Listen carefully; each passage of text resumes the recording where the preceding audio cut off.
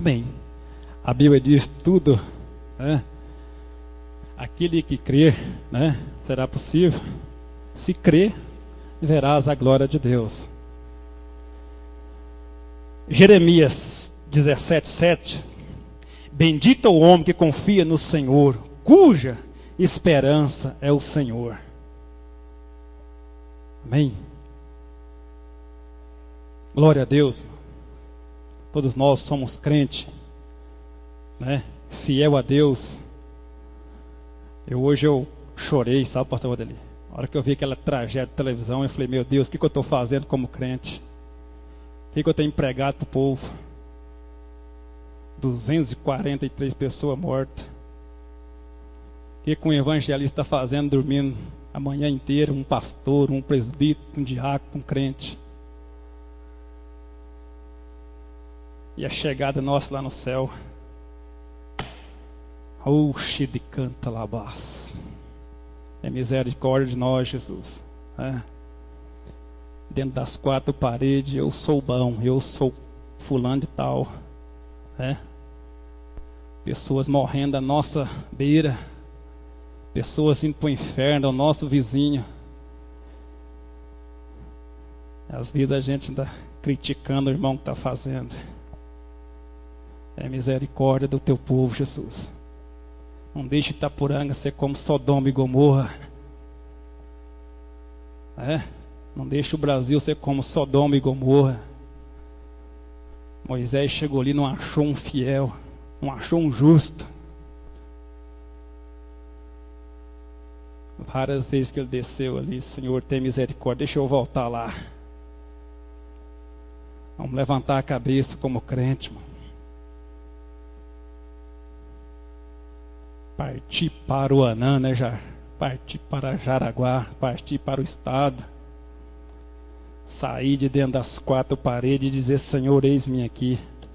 Como disse Isaías. Vamos louvar mais um hino aí, pastor Bento. Tem alguém que quer dar mais um testemunho aí? Ser crente, mano, não é fácil não. Dói, mexe lá dentro do coração. Ó, que a gente vê uma coisa daquela ali, você dá vontade nem não vir no culto de domingo, é ir para a rua pregar e ganhar alma para Jesus. Tem que gerar no nosso coração um amor pelo pecador, pelas almas. Aquele que está indo para o inferno. Quantas pessoas sabem muito, lá no fundo, sabe nada. Vê aquilo ali e ri. Amém? Glória a Deus. Amém, Jorge? Eu louvo a Deus. Um dia nós vamos nos encontrar com o Senhor Jesus nas nuvens, né? Como disse a palavra. De adoração. Tem uma música aí. Amém? Fica à vontade. Se quiser ficar sentado, fica. Se quiser ficar em pé, fica. Mas eu quero que você feche seus olhos, irmão, e pensa agora. Aquela pessoa que você não deu conta de ganhar para Jesus, que partiu, você não pôde fazer nada, mas tem alguém na sua frente, assim, no metro, que você possa ainda ganhar para Jesus, e você possa falar do amor de Jesus para aquela pessoa esse ano, que nós simplesmente podemos ganhar pelo menos uma alma para Jesus.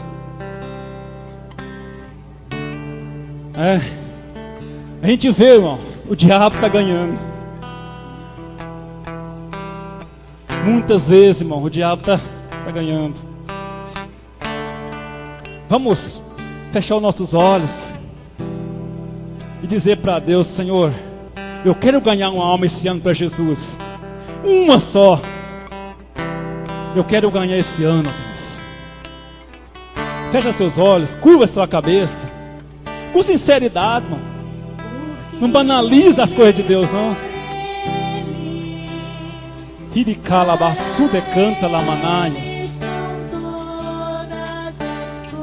Deus, Tu és real, Jesus. Tu vai voltar para buscar uma igreja santa, sem ruga, sem mancha, sem fraude, sem tristeza. Uma igreja com alegria, com paz, que possa Te adorar. em espírito e em verdade. Aquele que ganha alma é sábio,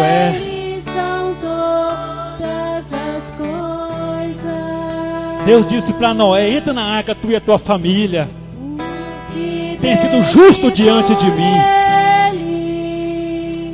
Para Ele são todas as coisas. Oh, aleluia! Digno é o Senhor. Santo só o Senhor, Jesus.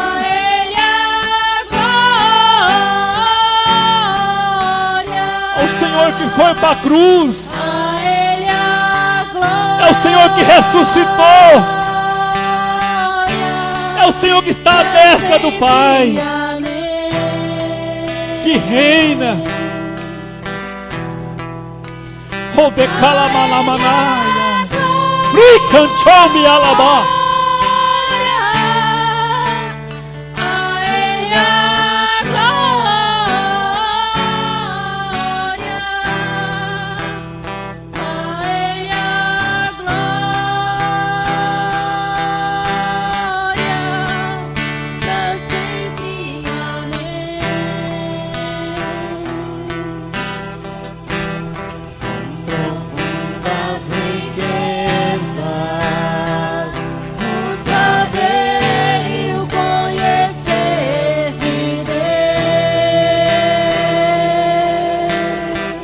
Quão insondáveis, Senhor, quão insondáveis são seus juízos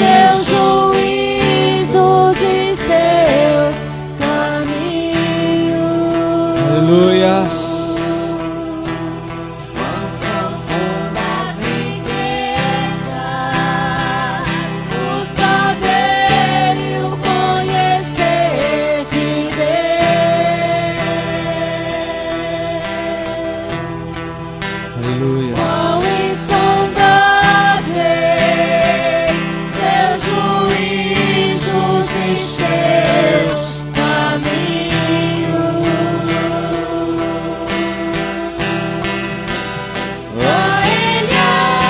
Mesmo assentado, erga suas mãos. A Ele toda a honra, toda a glória. A Ele a glória, pra sempre. Amém. Diga bem forte: a Ele. Ao nosso Deus, toda a honra, toda a glória. A Ele a glória, a Ele a glória, Para sempre o amém. Quando nós estávamos orando aqui, naquele ambiente de iniciarmos um momento de louvor e adoração, Deus colocou uma palavra no meu coração, uma direção no meu coração. Mas naquele momento era um outro ambiente. Deus colocou no meu coração para nós levantarmos um clamor pelas famílias daqueles jovens que morreram. E nós vamos fazer isso agora. Vamos ficar de pé em nome de Jesus.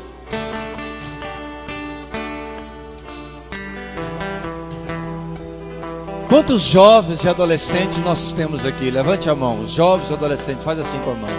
Os jovens e adolescentes. Deixa eu dizer algo para vocês. Eu não sei se você entendeu assim, mas eu entendi assim a tragédia dessa noite. O diabo está furioso. O diabo matou, mas houve uma permissão para matar. Porque a Bíblia diz que nada, nenhuma folha de uma árvore nenhum fio de cabelo cai da nossa cabeça se não for por permissão do Senhor. O diabo deu uma mensagem para a igreja, mas o Deus mandou uma mensagem para os jovens. A mensagem que o diabo mandou foi que ele está matando. Mas Deus disse o seguinte: que essa geração tem que acordar.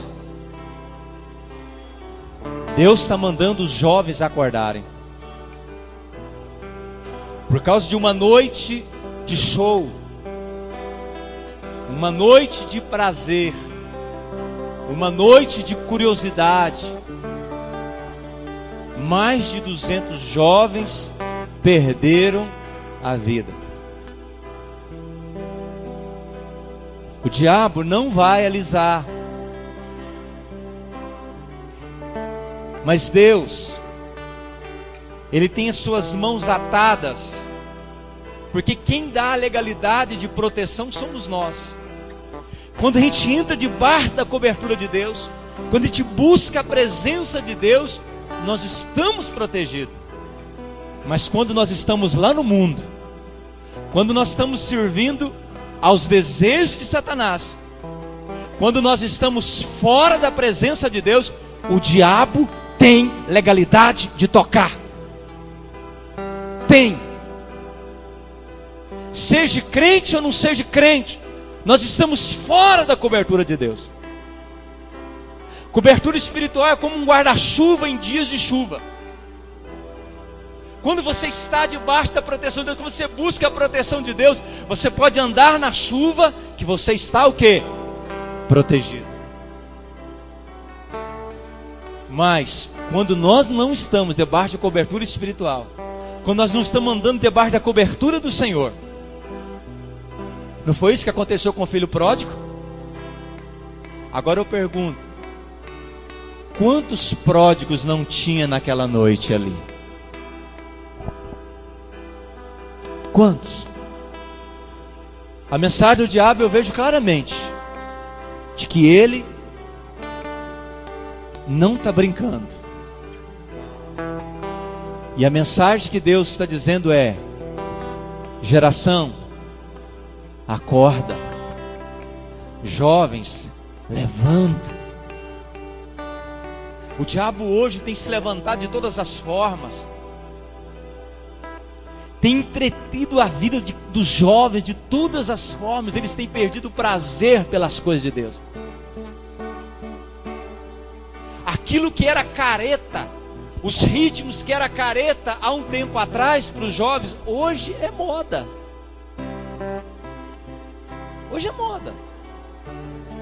E tudo isso é para ganhar os nossos jovens. Nós vamos levantar um clamor nessa noite. E nós vamos levantar um clamor pela família daqueles jovens. Quantos pais não investiram? Quantos pais não estavam sonhando ali com filhos doutores, médicos, advogados, engenheiros? Porque Jaraguá do Sul é uma cidade universitária, é um polo educacional. Pessoas de todo o país, jovens, estudantes moram ali. Quantos pais não estão viajando para lá agora, ou estão a caminho? Quantos pais que nem podem? Eu conheço filhos de professores que fazem medicina e que os pais tiram 10, sobrevive com 10, menos, às vezes menos por cento do salário, para investir num filho, para formar ele médico. E às vezes aí perde a vida do filho assim, tragicamente. Quantos sonhos não foram frustrados nessa madrugada? Quantos sonhos não foram frustrados? Eu quero levantar um clamor nessa noite, e como igreja nós vamos levantar. E eu quero dar oportunidade para você jovem, que está afastado dos caminhos do Senhor, de consertar nessa noite. Porque às vezes você está pensando, mas isso não acontece comigo. isso não acontece comigo, isso comigo não vai acontecer. Quando nós estamos debaixo, fora da proteção de Deus, tudo pode acontecer, querido. Tudo pode. Tudo. A gente ora como pai, a gente ministra como pai, como mães, mas a decisão é deles, a escolha é deles. É deles. Vamos fazer isso nessa noite? Vamos levantar um clamor por aquelas famílias. Nosso programa, o nosso culto é transmitido pela internet para o mundo todo. Às vezes não tem nenhum pai, nenhum familiar. Tem alguém da cidade que está ouvindo, que conhece alguém e que pode ir lá dizer: olha, o Brasil está orando por vocês, as igrejas estão orando por vocês, para Deus fortalecer, para Deus restaurar, para Deus dar forças. Feche os seus olhos agora. Se você quiser levantar sua mão também em qualquer direção desse país, porque tinha jovens ali dos 4 cantos dessa nação. E você, jovem que está afastado, você que está frio na fé, faça o seu concerto com Deus nessa noite. Faça o seu concerto com Deus nessa noite. Deus está dizendo para você, jovem, para a geração de jovens: acorda, desperta, tu que dormes. Desperta. Senhor, nessa noite, como igreja, nós levantamos um clamor pelos familiares, pelos pais, mães, irmãos, irmãs, tios. Deus, por professores. Quantos professores não torcem, não oram, não ministram sobre os seus alunos, não tem o prazer de vê-los formados, voltando para suas cidades? Quantos professores não estão tristes?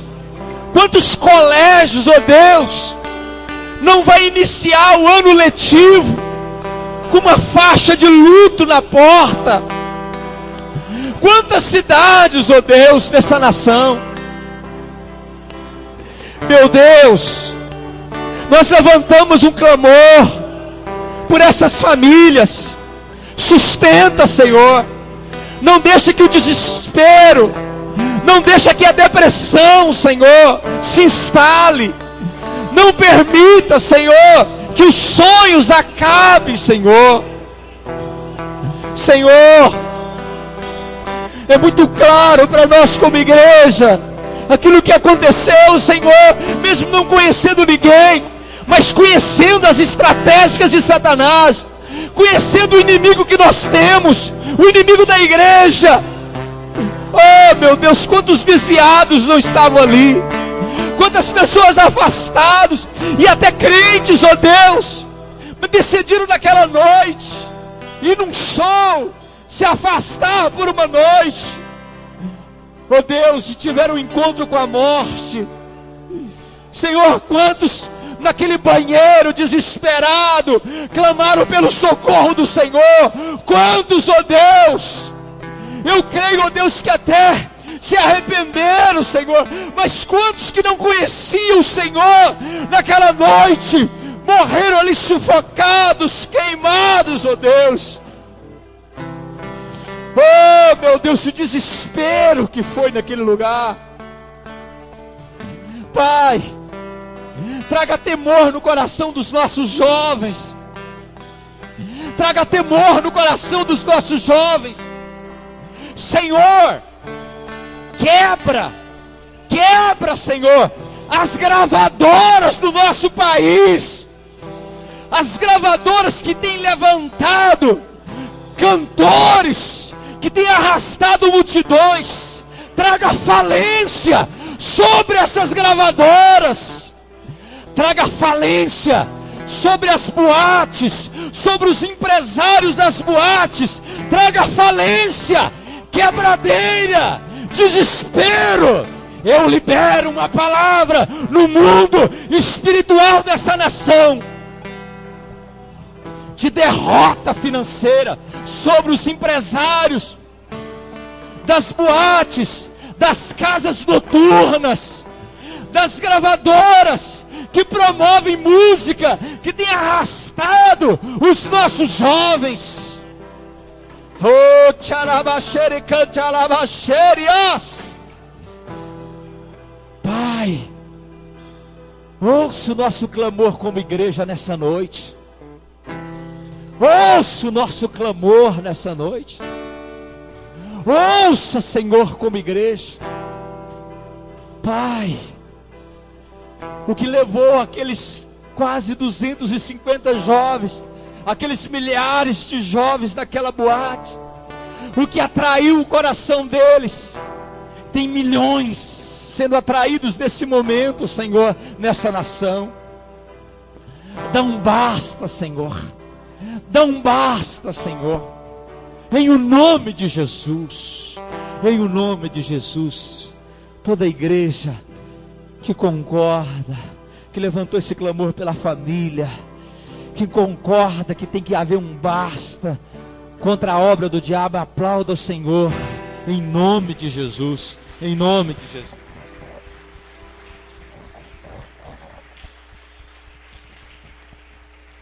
Glória a Deus, aleluias. A paz do Senhor, amados. Amém. Podeis assentar. Glória a Deus. Aleluias. Que bom estarmos aqui nessa noite na casa de Deus, alegre como cristão, né? Servindo a Deus, adorando o Senhor. Isso é muito bom. Amém. Glória a Deus. Vamos agora às crianças de 0 a 10, de 0 a 10 anos, para a sala de apoio. Vamos lá? Glória a Deus. Aleluia. Enquanto isto, você abre a sua Bíblia em Gênesis. Abre a sua Bíblia em Gênesis, no capítulo 4, lá no primeiro livro da Bíblia, Gênesis, capítulo 4. Glória a Deus. Amém, amém. Gênesis 4.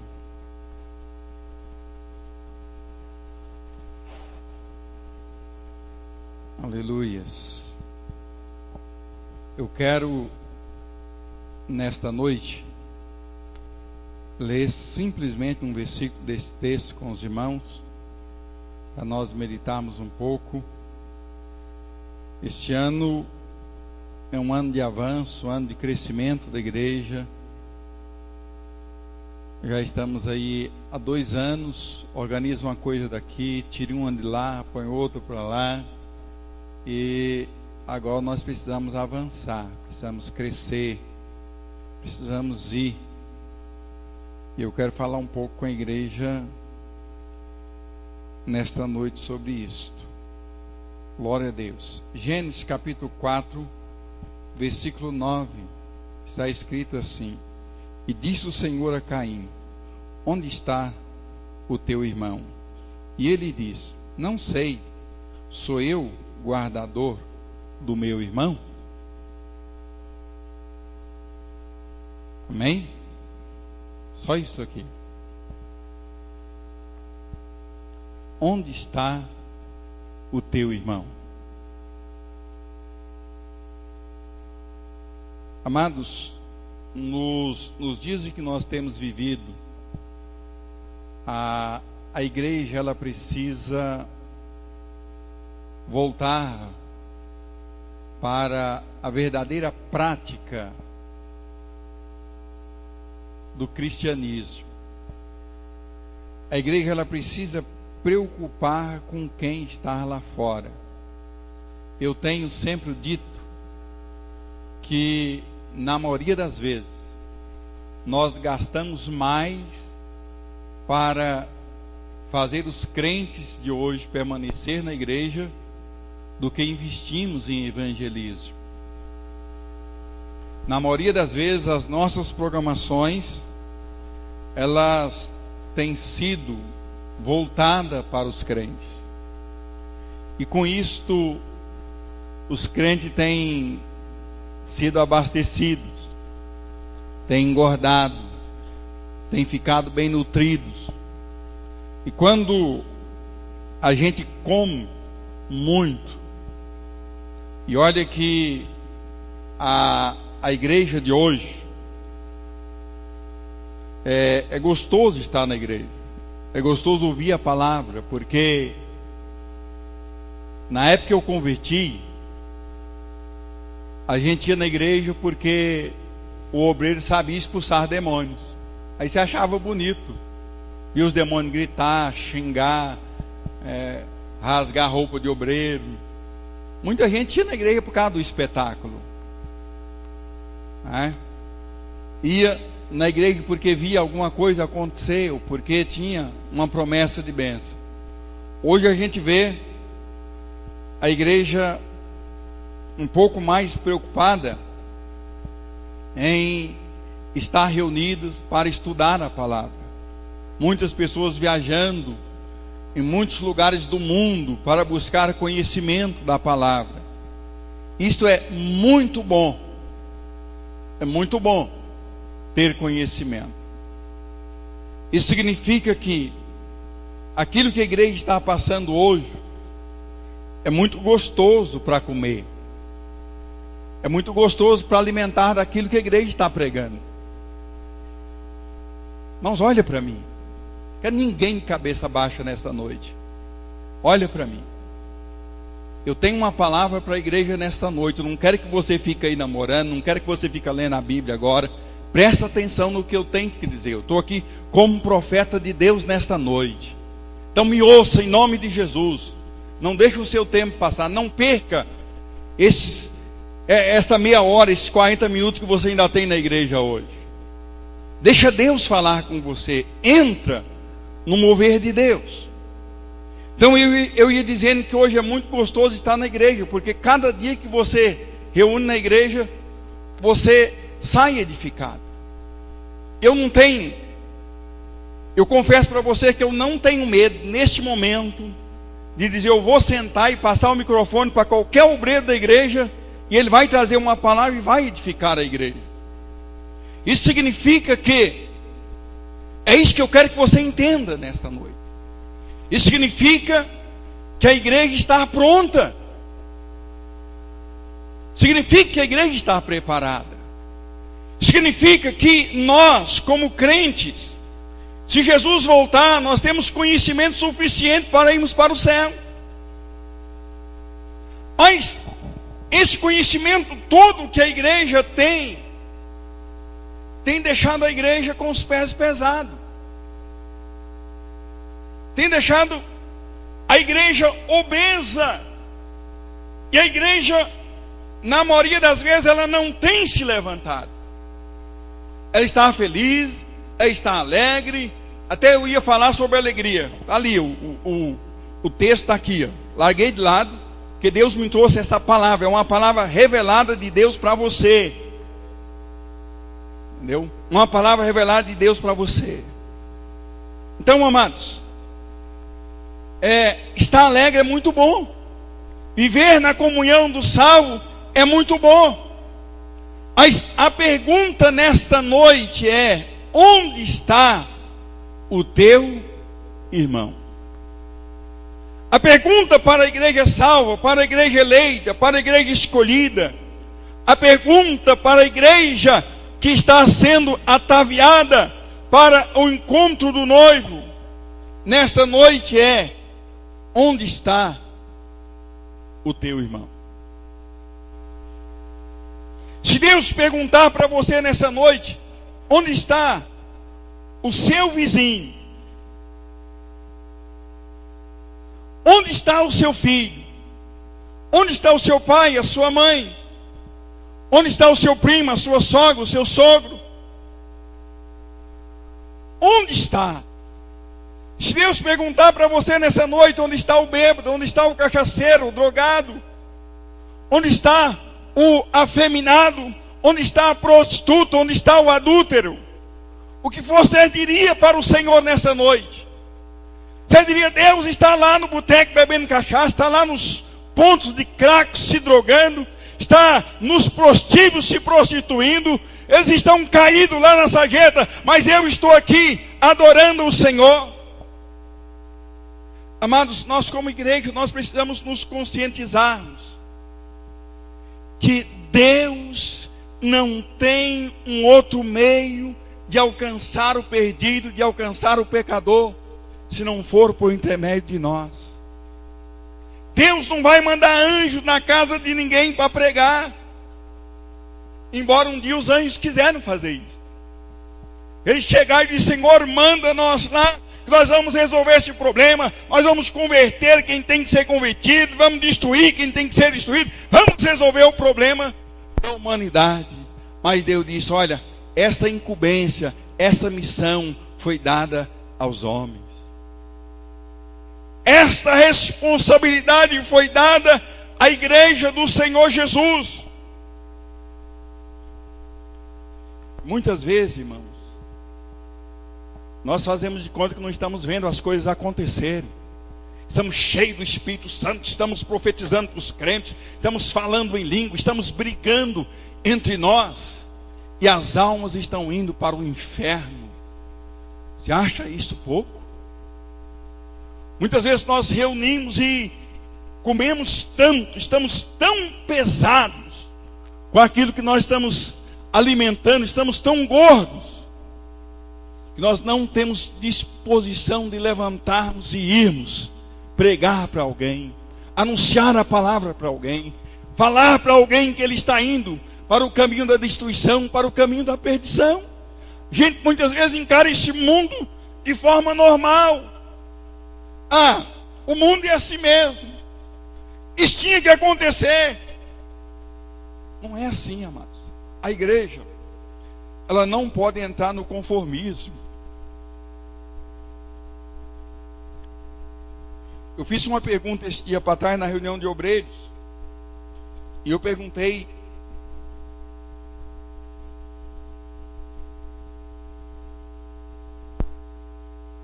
para o quadro de obreiros o que eles achariam para a gente trabalhar em cima de uma visão para quantos membros uma igreja em Itaporanga. Aí todo mundo tem uma visão. Um tem uma visão de uma igreja de 10 membros, outro de 50, outro de 100, outro de 200, outro de 300, 400, 500, 700, 1000. Mas olha aqui, amados, a visão de Deus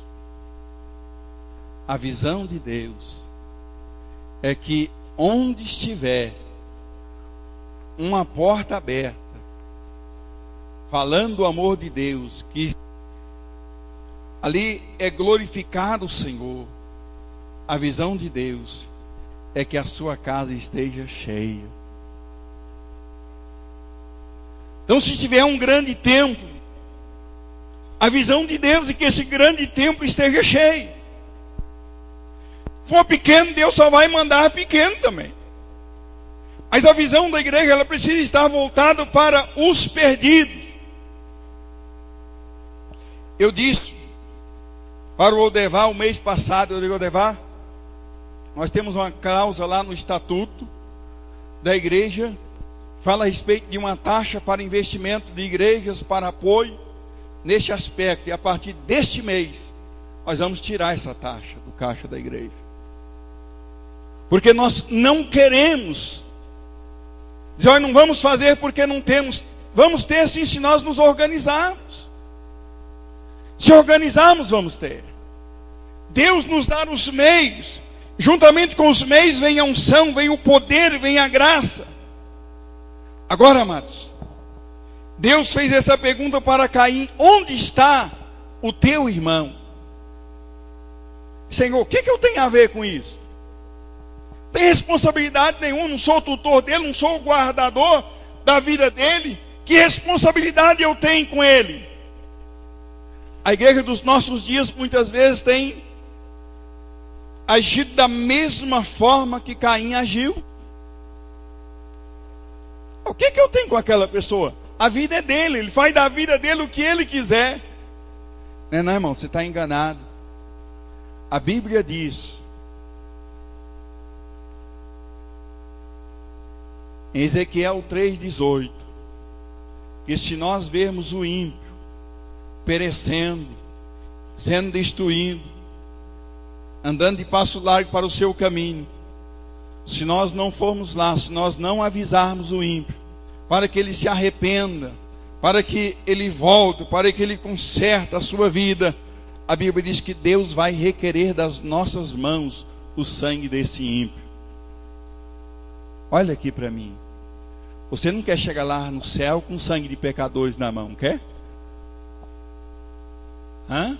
Sendo que agora você tem a oportunidade de pregar, você tem a oportunidade de evangelizar, você tem a oportunidade de convidar as pessoas, você tem a oportunidade de dizer, ó irmão, vamos lá, Deus tem uma bênção para você.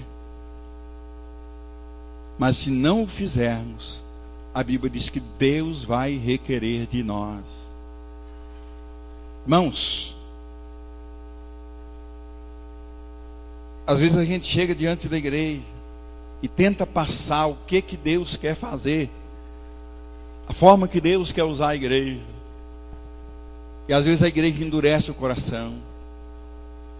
Às vezes alguns irmãos saem até falando mal da gente que trouxe a palavra, como se fosse uma palavra nossa.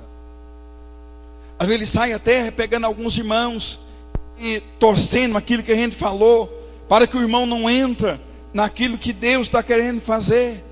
Irmão, onde é que você vai chegar com isso? Deus chamou você como igreja e você é responsável, sim. Existe um tabu muito grande hoje, principalmente nas famílias. E quando você está conversando com uma mulher na esquina, você está interessado nela. Existe isso por aí, não existe? Eu vou falar um negócio para vocês. Se eu pudesse pegar as pessoas que pensam desse jeito e pudesse levar eles lá no inferno, eu levaria. Eles entenderam o que é o inferno.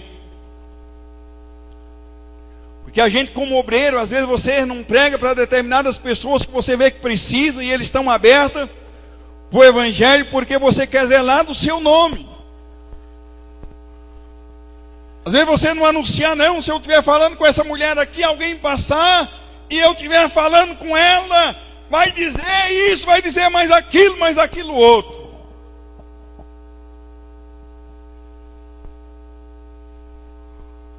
Jesus não importou com isso. Não somou com esse tipo de coisa. Preocupou com o nome. Se eu for lá, o que vão falar de mim? Irmãos, o que vão falar, isso não importa. Se você for, vai falar. Se não for, vai falar assim mesmo. O pastor que me batizou, ele dizia o seguinte: olha, o obreiro, ele tem que ter o couro grosso, porque o povo vão falar dele. Se ele fizer alguma coisa de bem, vão falar de bem. Se fizer de mal, vai falar de mal. E se não fizer nada, vai falar a si mesmo. Então, de qualquer forma, vão falar de você.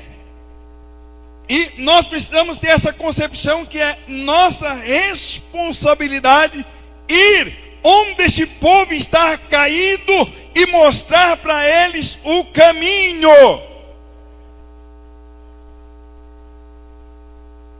Dizer para eles que existe resposta, que existe solução para o seu problema, existe cura para as suas feridas.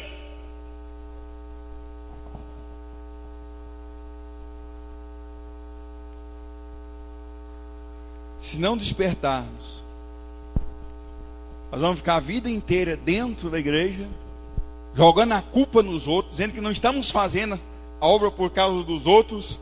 E olha, eu vou falar um negócio para você: se você continuar desse jeito, você vai morrer, infelizmente. Porque ninguém impede ninguém fazer nada para Deus, amados.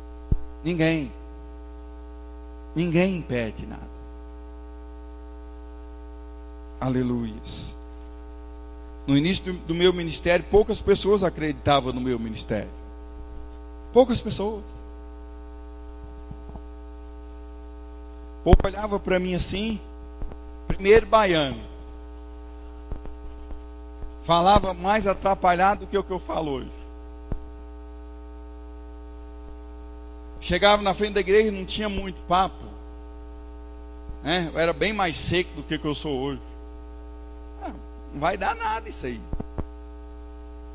Só que alguém olhou para mim e viu que o Deus que chama é o Deus que capacita. Alguém descobriu o chamado de Deus na minha vida. Enfrentei tanta luta no início do meu ministério que um dia um pastor da igreja chegou e disse: olha, esse rapaz não pode subir no púlpito. Eu estranhei, porque eu era o rapaz que mais orava na igreja. Eu não perdi um culto. E o cara chega para mim e disse: ele não pode subir. Para mim não, chegou para o meu pastor, disse: não pode subir. Aí um outro pastor que estava apoiando o meu ministério chegou para o meu pastor e disse: olha, só tem um detalhe. Se o Bento não subir, eu não subo também. Eu não esqueço disso jamais. Aí na hora do culto, ele foi lá, pegou na minha mão, me arrastou, e eu não queria subir. Ele me arrastou, levou para o púlpito e disse: você vai ficar aqui comigo. Esse irmão, depois que nós estamos aqui na Pão da Vida, já me visitou 3 vezes. Como que eu vou esquecer de um cara desse? Jamais. Já teve aqui em Itaporanga 3 vezes, e todas as 3 vezes ele me procurou. Amados, quando Deus tem algo para fazer na sua vida, quando sabe que você tem uma visão, você tem uma preocupação com os caídos, com os perdidos, ninguém vai te impedir. Ninguém vai te deter, ninguém vai te amarrar. Agora, o grande problema de muitos é que tem perdido a visão de igreja, a visão de reino de Deus. Eu só faço se me der honra, só faço se o meu nome estiver lá.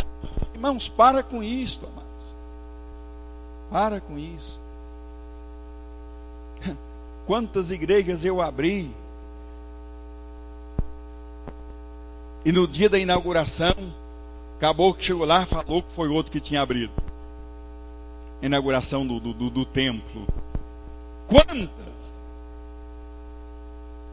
Eu baixava a cabeça, sofria na hora. Digo: Senhor, o Senhor está vendo. O Senhor sabe. É o Senhor que esteve aqui comigo no primeiro dia. É o Senhor que esteve aqui. Estamos fazendo para Deus. Nós vamos esperar, amados, ser honrado pelos homens. A nossa obra não vale nada. Porque quem traz honra é o nosso Deus. É Deus que nos honra. Quando você vai em fé, em busca dos perdidos, dos cansados, dos aflitos, quando você ouve o clamor dos necessitados, Deus vai te honrar.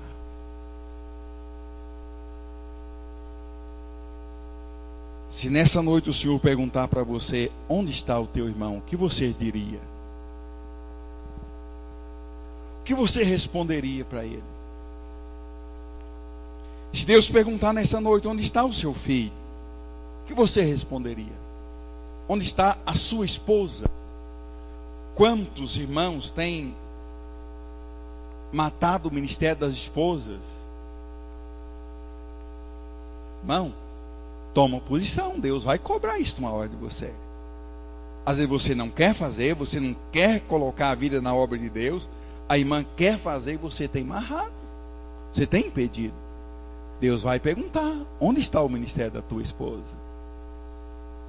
Quantas esposas que têm impedido os irmãos de crescer, de desenvolver o seu ministério?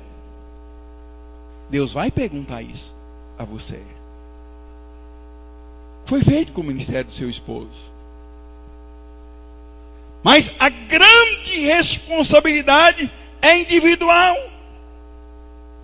Você tem um ministério, o ministério da música, o ministério do louvor, da adoração. Você é um levita, você é um pregador, você recebeu a unção e você não tem feito nada porque você tem culpado as outras pessoas. Mas Deus vai perguntar para você: o que você tem feito com o ministério que eu coloquei nas tuas mãos? Ah, eu gosto é disso, eu gosto daquilo, irmão. Se eu for fazer na igreja o que eu gosto, tadinho de mim, vou fazer pouca coisa, quase nada.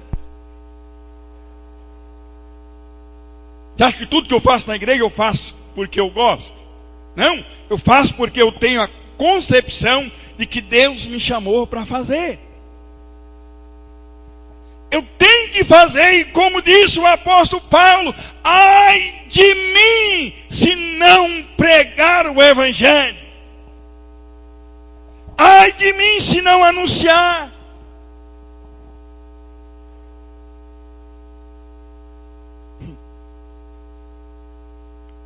Olha aqui, na década de 80, 90, grandes pregadores se levantaram no Brasil. Não vou citar nome por uma questão de ética. Muitos. E muitos de vocês tiveram a oportunidade até de ouvir alguns. Mas de repente, os caras começaram a achar que eram os tais. 10 anos depois, você não vê falar nenhum deles mais.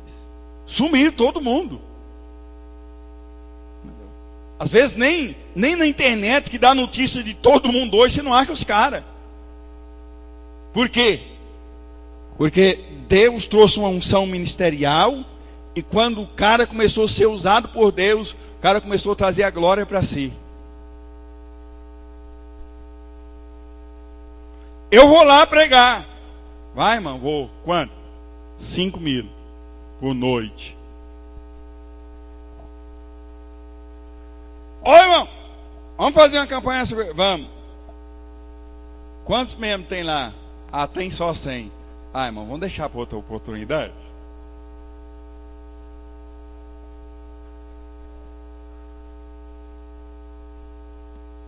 A gente precisa ter cuidado, amados.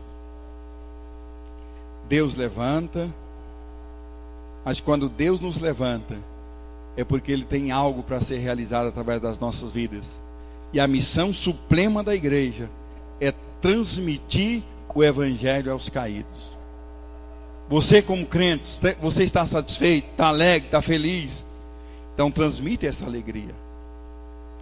Transmite aquilo que Deus fez no seu coração, na sua vida.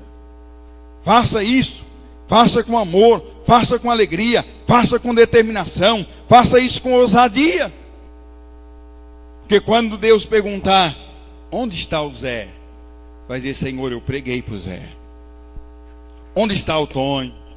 Senhor, eu fui lá no Tonho, visitei ele, preguei, orei, expulsei demônio.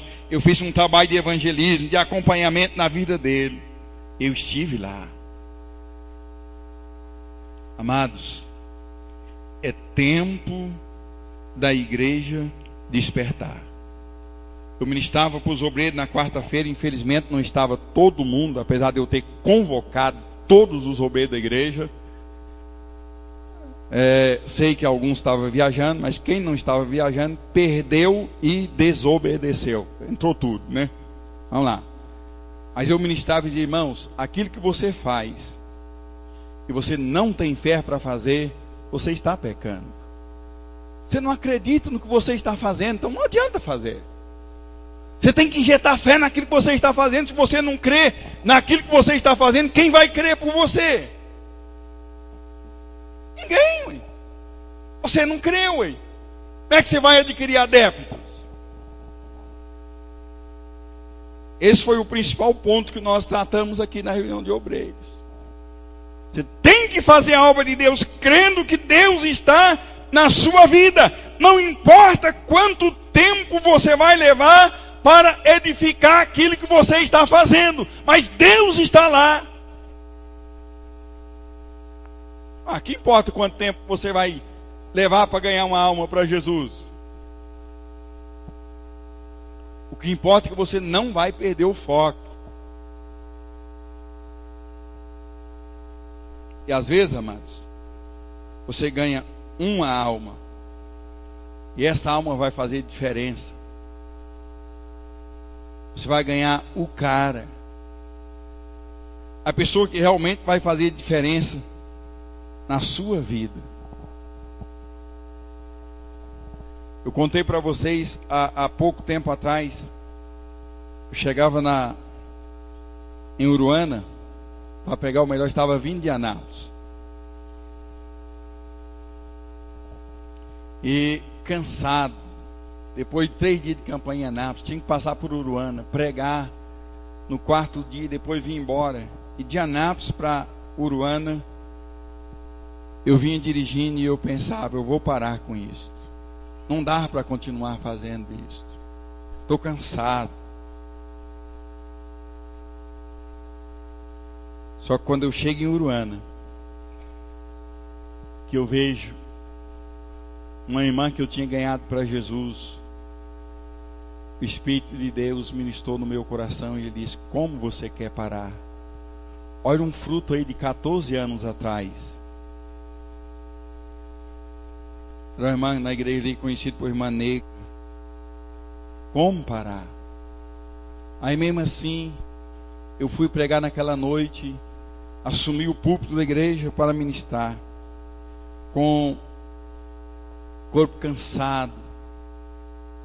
Aí quando eu subo, que eu olho para frente, lá estava a irmã Lourdes, o irmão Mário, e o Espírito Santo ministrando. Está aí os frutos desse trabalho penoso. O Espírito de Deus começava a me levar a pensar em coisas que eu tinha feito em fé. No caso, a compra do terreno, comprar os primeiros tijolos para a construção ali, adquirir madeira. Isso é gratificante. Muitas pessoas têm desistido hoje, porque quando vem as lutas, eles não têm que se apegar. Eles não têm nada, eles olham para trás, não vê fruto nenhum. Não vê nenhuma árvore plantada.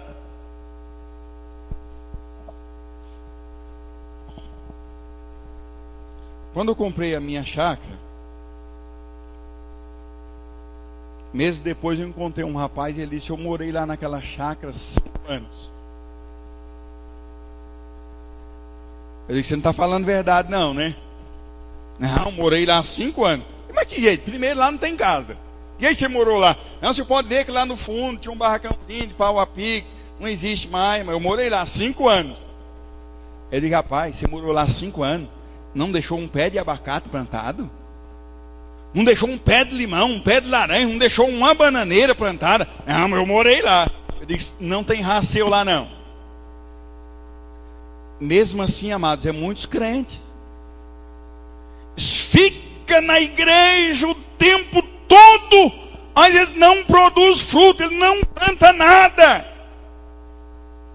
Aí quando ele olha para trás, ele vai segurar em quê, gente? Olha, eu deixei lá ficou tantos que eu ganhei, ficou tantos que eu discipulei. Amados, precisamos despertar. A nossa vida aqui é curta. Eu pregava no aniversário da Heloísa ontem, filha do irmão José, da irmã Aline.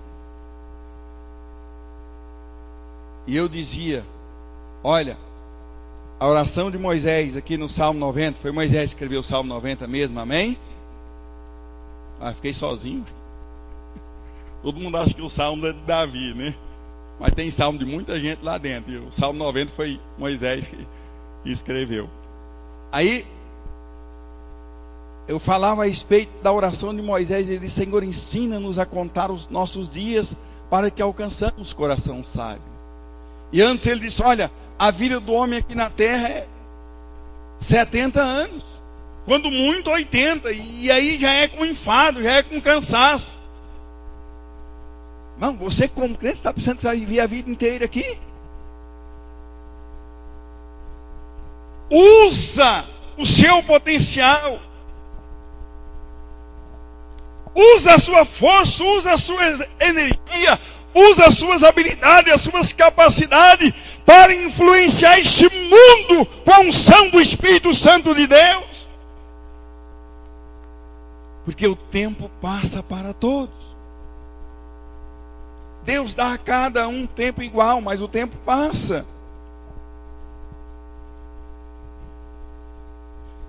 Eu deixo essa palavra com a igreja nesta noite. E eu convido a você para despertar, para ver o que está acontecendo em sua volta, ao seu redor. Irmãos, olha aqui para mim, amados. Tem muita coisa que eu, como pastor, não posso fazer para o crescimento da igreja. Não posso. Mas você, como obreiro, pode. Engraçado, né? Você, como membro da igreja, pode. Eu não posso como pastor. Mas você, como obreiro, você, como crente, pode. Se você fizer, Deus vai te honrar. Então, desperta, levanta. Eu disse na reunião de obreiros, quando estava aqui na ministração do pastor Valdeli no projeto de vida, um dia que eu peguei ele assim meio no... que era o irmão Davi que ia pregar, e o irmão Davi estava com a esposa em Goiânia, e aí eu liguei para o pastor Valdeli, você pode pregar? Eu posso. Ele falou do meu projeto de células para esse ano. Quem lembra quantos? Quantas células? 50 células. Agora você pergunta para ele se eu tinha conversado com ele a respeito disso. Pergunta se nós tínhamos trocado uma conversa a respeito de 50, 30, 40, 60 células. Nenhuma. Mas se você quiser molhar a mão de óleo e procurar o meu projeto aqui dentro, meu projeto de vida para este ano, nele está escrito lá, 50 células. E eu fiquei até grilado com a minha esposa, que ela abriu o meu projeto depois para conferir. Mas está escrito lá. Então, irmãos, realmente esse é o nosso projeto para este ano. É o projeto da Pão da Vida. Implantar 50 células em Itapuranga este ano. Agora você vai dizer, pastor, de novo. Vai começar o ano falando de célula de novo. Se eu não falar, quem vai falar? Essa é a visão da igreja a qual eu sou pastor. Eu tenho a responsabilidade de colocar na sua cabeça, você como obreiro, como presbítero, como pastor, como evangelista, você como missionário, você como diácono, diaconisa, você como músico, você que toca, você precisa querer ser um líder de célula. E você acha que quando você se tornar um líder de célula, eu vou fechar a boca? Engano seu.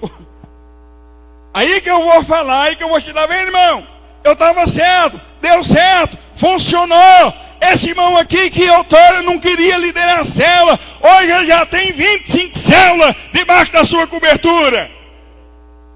É aí que eu vou ficar bom no trem. Agora, amado, sabe quando que isso vai acontecer? No dia que você acordar. No dia que você entender que existe um pecador do seu lado pedindo arrego, pedindo socorro, dizendo socorre-me, ajuda-me.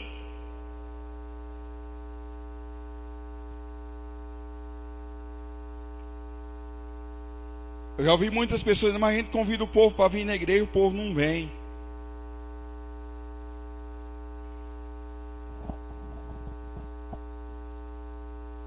Só essa semana, 4 pessoas me abordaram oferecendo para vir na igreja. Você entende isso?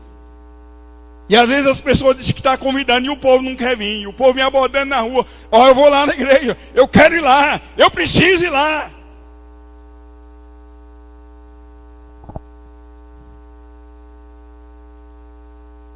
Muitas vezes, amados, você não quer sair de onde você está, da sua área de conforto. Você não quer se expor. Que em uma outra época da sua vida você se expôs e você fracassou.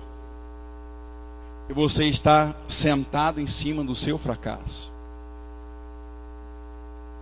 É hora de dar a volta por cima. É hora de realmente tirar de dentro de você aquela pessoa vencedora que Deus te fez.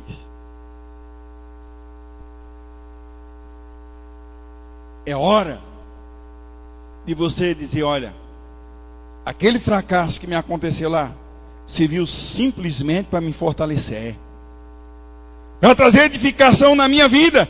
Vou deixar aquelas coisas erradas para trás que aconteceram, mas agora Deus faz coisas novas na minha vida e eu vou sair por aí fazendo aquilo que tem que ser feito. Muitas pessoas estão vivendo experiências passadas, experiências que não deram certo na sua vida, e agora você está procurando adeptos para continuar vivendo aquele seu passado de derrota, de fracasso. Irmão, para com isto, meu amado. Olha para a cruz de Cristo. Na cruz você vai encontrar vitória. Você vai encontrar Jesus dizendo, olha, vai, prega, eu vou com você, vou confirmar a palavra, vou operar milagres, vou operar sinais, vidas vão converter através da sua vida. E quantas oportunidades eu tive de dizer, olha, eu não vou pregar mais. Não deu certo isso aqui. Eu já cheguei em determinadas cidades. Soltei 10 mil convites na cidade. Coloquei 4 carros de som. Sabe quantas pessoas apareceu lá? Hã? Quanto? 2? Mas... Pareceu um pouco mais, irmão. Pareceu 3. Depois de você soltar milhares de panfletos, colocar 4 carros de som na rua, aí você, com aquela empolgação, uma semana de jejum, clamando, buscando a Deus. Aí parece lá 3 vidas. E aí, irmão? Vamos desistir?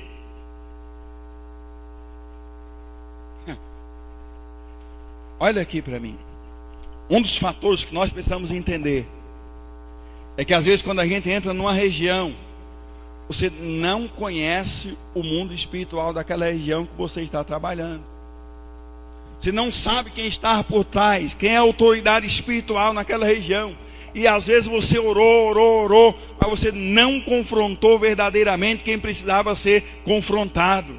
Então você precisa descobrir o mundo espiritual. Quem é o demônio que rege lá na região onde você tem a célula? O que mais acontece de ruim lá na sua região? Então por aí você vai descobrir quem que atua lá. Qual é o tipo de espírito maligno que tem um controle das famílias naquela região? Aí você vai fazer campanha de jejum, de oração, orar para Deus quebrar, para Deus amarrar aquela potestade do inferno, para que o seu ministério venha fluir. Eu sou meio cara de pau.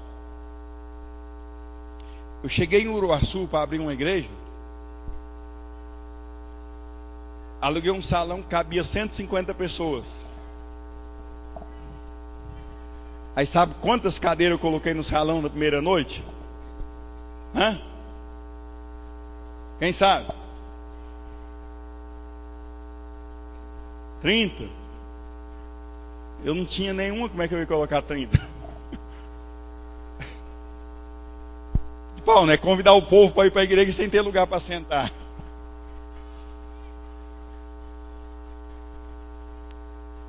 Lá deu 26 pessoas na primeira noite. Fiz uma reunião de 1h30 com todo mundo em pé.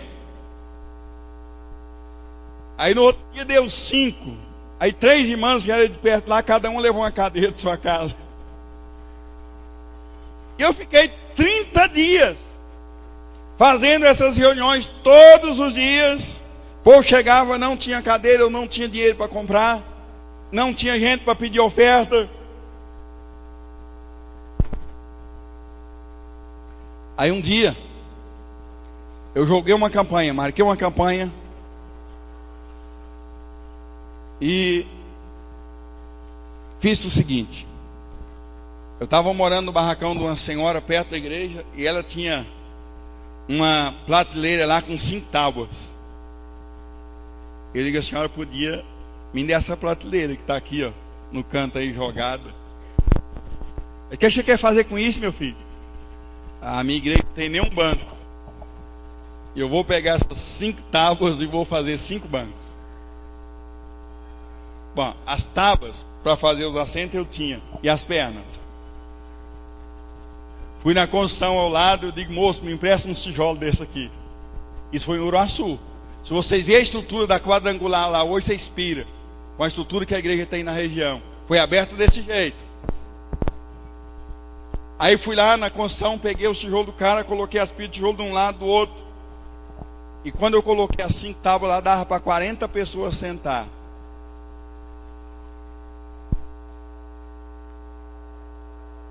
Deus mandou as 40 pessoas. Encheu.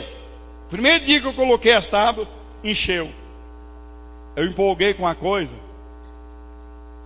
Fui lá numa serraria, comprei mais tábua para fazer banco para 150 pessoas. Aí eu empolguei. Diga, rapaz, está faltando banco o povo, para Deus mandar o povo. Você não é de ver que era mesmo. Lancei uma campanha e 7 dias o salão barrotado de gente. Aí barrotado que se eu chegasse atrasado no salão para abrir o culto, eu tinha dificuldade para chegar lá na frente. De tanta gente que Deus mandou. A gente tinha mais jeito porque o salão não cabia mais. Irmãos, as dificuldades existem. Mas não é porque elas existem que a gente tem que correr. Para pagar o primeiro mês de salão lá, o meu pastor falou assim para mim, ó, eu vou te ajudar, pode vir aqui no escritório buscar o dinheiro do aluguel. Quando eu cheguei lá, o homem tinha ido pescar no Mato Grosso, uma pescada de 20 dias. Fui lá, peguei o dinheiro emprestado para pagar o primeiro mês de aluguel. As dificuldades existem, mas se você tiver consciência do seu chamado, Deus vai te honrar. Eu não sei quantas igrejas tem na região lá hoje.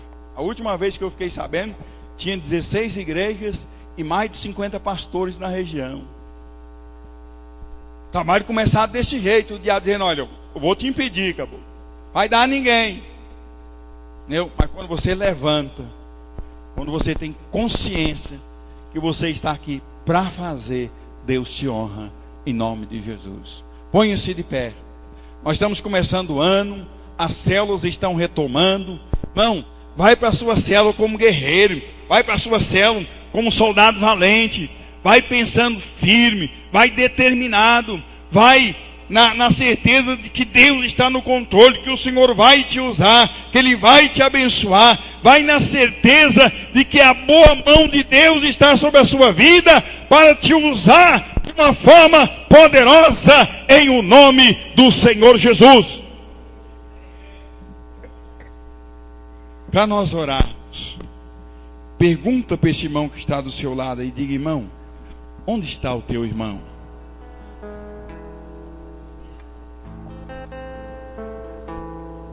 Onde está ele?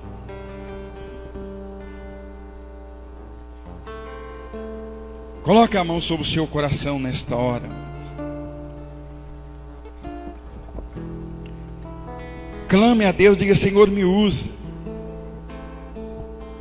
Diga, Deus, me abençoa.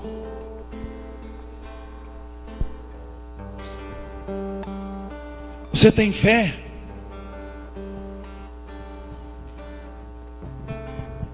deixa eu usar o Jairo aqui. O Jairo colocou na cabeça de abrir a igreja em Aruanã. Está lá uma luta, lá na ponta de rua. E ele vem lutando, vem indo e tá. Ele colocou uma tenda na cabeça.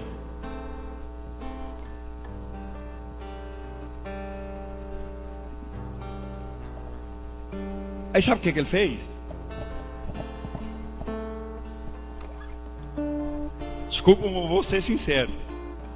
Ele fez um empréstimo para comprar a tenda. Ele não tem dinheiro para investir. Parece loucura uns trem desse, irmão. Foi lá, pegou um empréstimo, comprou a tenda. E a tenda está montada lá. Sexta-feira eu vou estar lá fazendo a inauguração da tenda. Você acha que Deus não vai honrar um trem desse? Vai. O diabo às vezes tenta entristecer, tenta impedir, tenta barrar. Mas se você tiver consciência de que Deus te chamou, o Senhor vai honrar. Tenha consciência do seu chamado como cristão para fazer diferença neste mundo. Você não está aqui simplesmente por estar, não. Se você não foi ainda, ajuda alguém aí.